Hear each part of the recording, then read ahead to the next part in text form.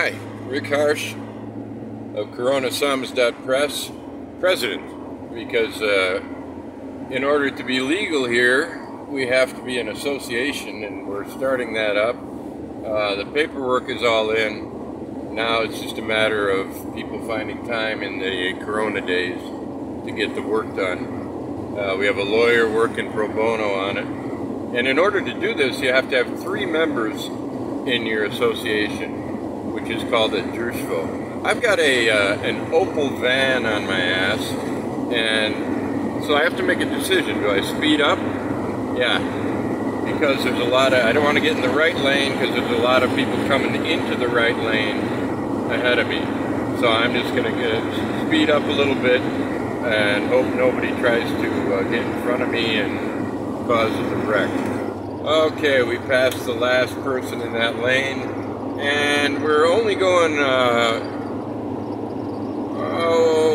we're going 110. And I'm with, my cameraman is Jan Skomand. Show yourself, Jan. Hello, I'm Jan Skomand. No, give him a picture. Give him a picture. Picture? You want to? This is me. Yeah, that's Jan. He's my General Secretary. We have to have that. A president, that's me. And the treasurer is my wife. And if things keep going the way they're going, these 2 won't do anything. I'll do everything myself. But I also think that the General Secretary should know what's going on. And I thought maybe the press should, I'm the press, the people. You're the people. We're the people. We're the press. No, we're going to the press right now to pick up a book. So the next book that's coming out is going to be a large print edition of David Vardaman's Angel of Sodom. Not the stories, just the novel.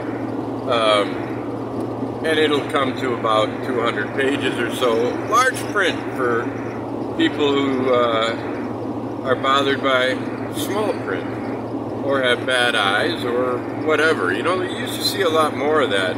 Now I guess they're going for glasses, monocles, what else? You know, binoculars and stuff like that. It used to be you just make the print bigger. Well, we're going to the old-fashioned route. So that's paid for.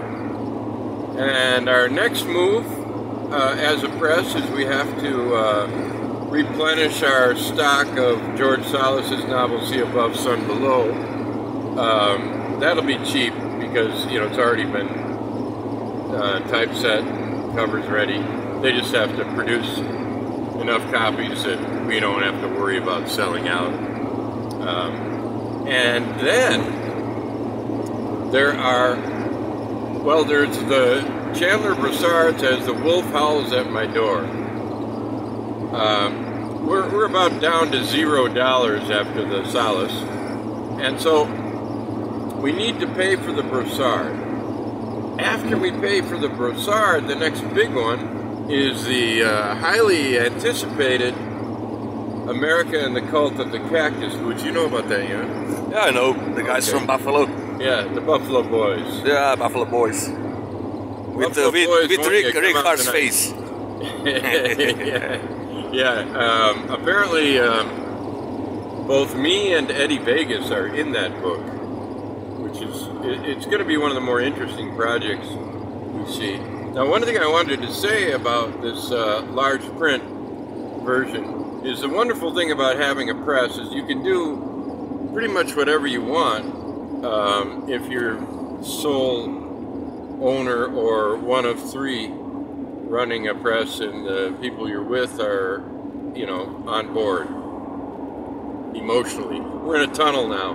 We're going up from the coast to the Carso, or the Kras, and then we go to the Ljubljana Gap where Churchill wanted to go. He didn't get to. We do. We like to do different things. We did the Vardaman flip book. The Olaf books were a special edition, a small size but not pocket book. They have the French flaps, and they're 2 different colors. And that came out really well. We've gotten one review, look it up, it's in Goodreads, by the Portuguese writer João Reis. And we're going to have a book by João Reis after Cactus Boots. But between now and Cactus Boots, we have to pay for the Brossard. We have a book by me about Isola. It's called Wandering Stone, The Streets of Old Isola. It's going to be a beautiful book.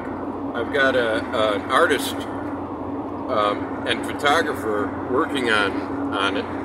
There were 100 copies in English printed in the first edition by a local publisher, and 200 in Slovene, and all of them sold out in a couple of months. And so they printed more in Slovene, but never in English.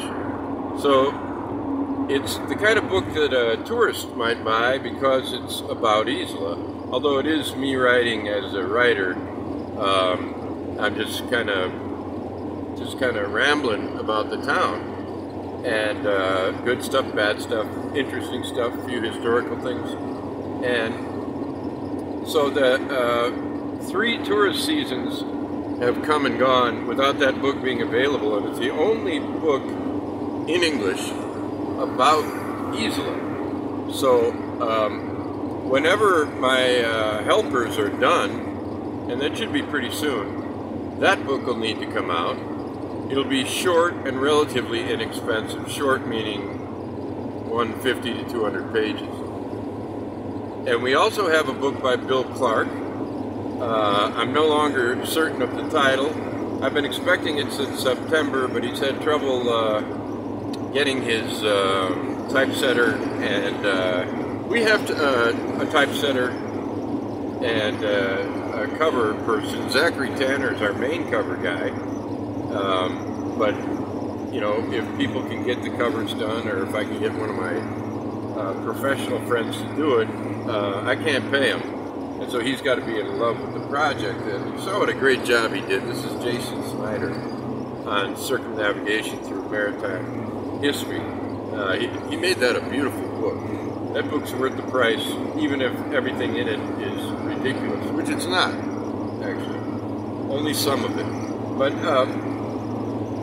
so we have that. We have Jeff Bursey's book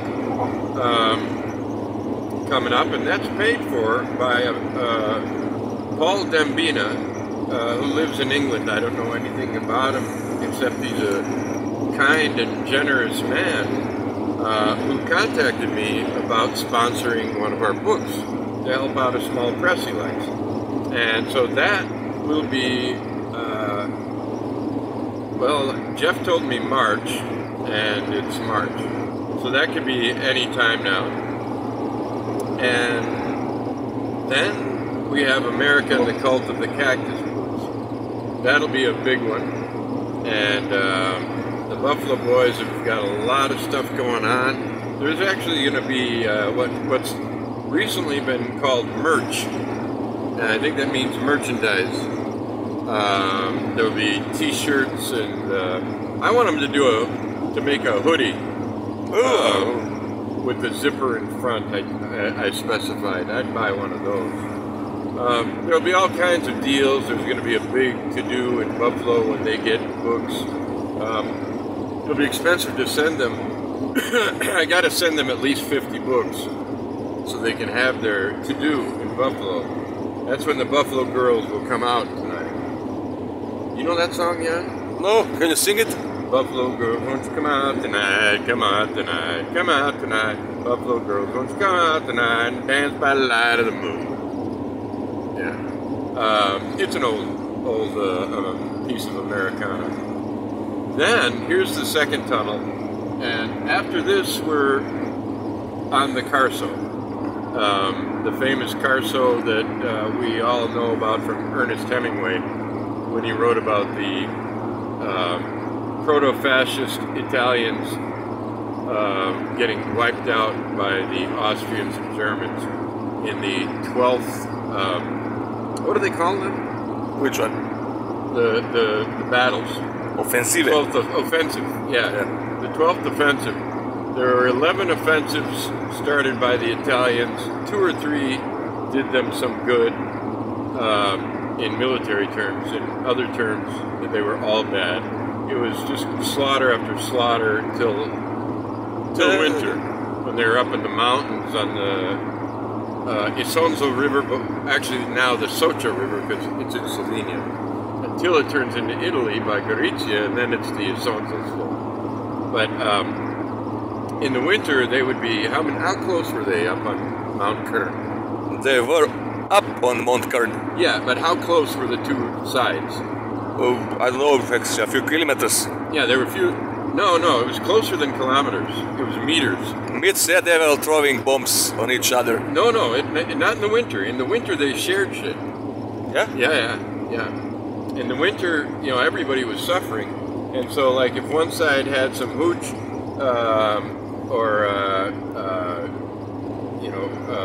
hard liquor, they'd share it, and the other side had some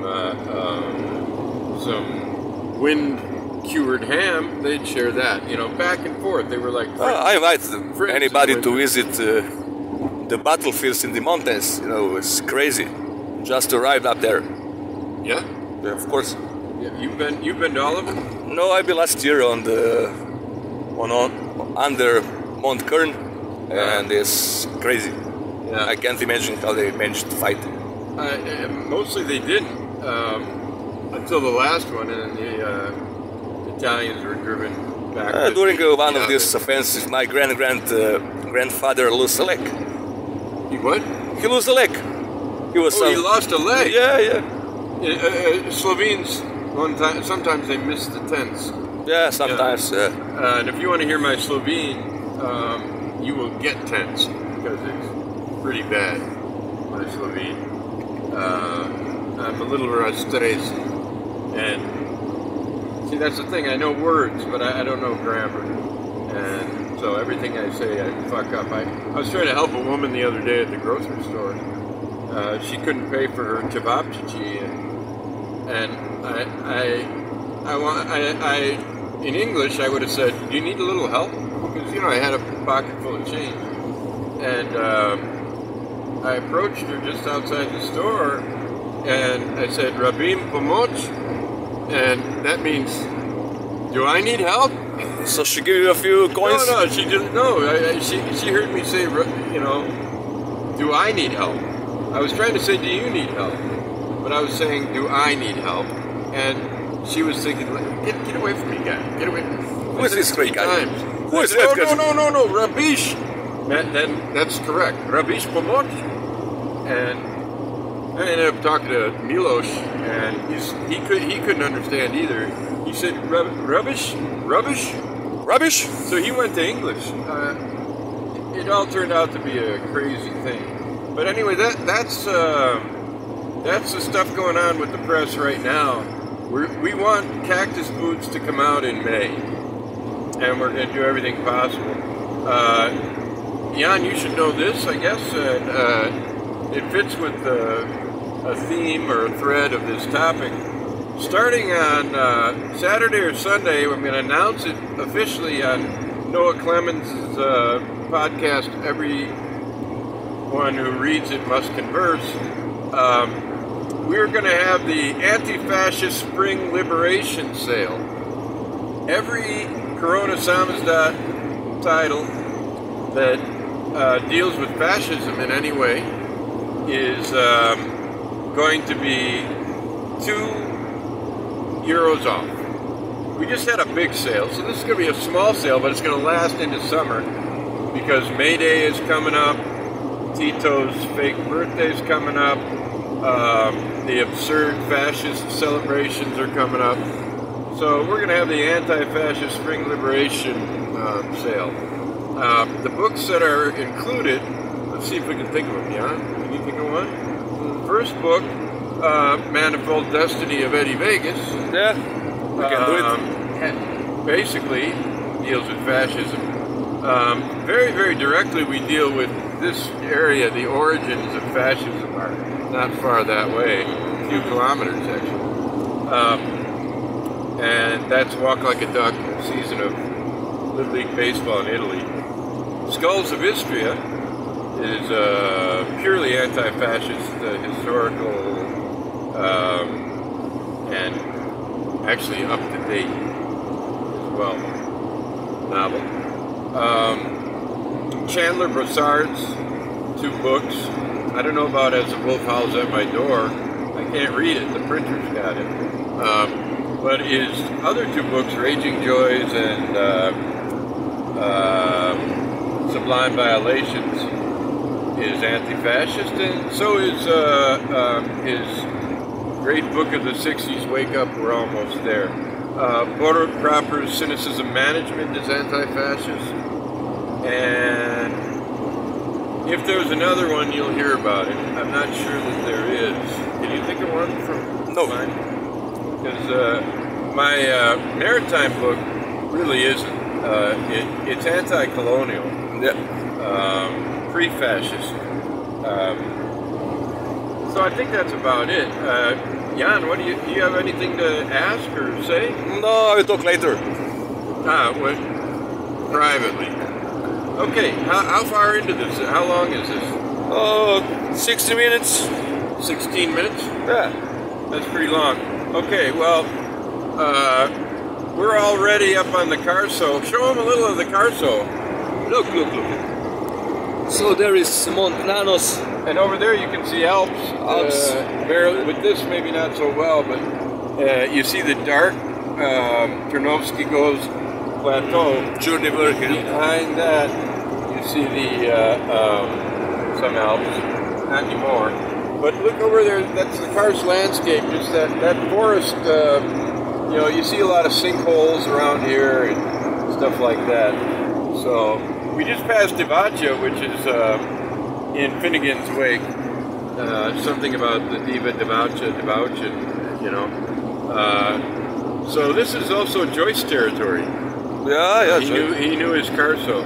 He's been to Divacia. And I don't know what it was called under the Italians, you? I don't know either. Yeah. Divacia. We gotcha in Divacia. Lipica is right over here. There, on the other side. Lipica on her horses are from. And that just about does it for the historical or topographical and geographical. So, Jan, say goodbye, and then I'll say goodbye. Bye-bye. Talking to me? Oh, to them. Oh, okay. Yeah, bye. Bye-bye.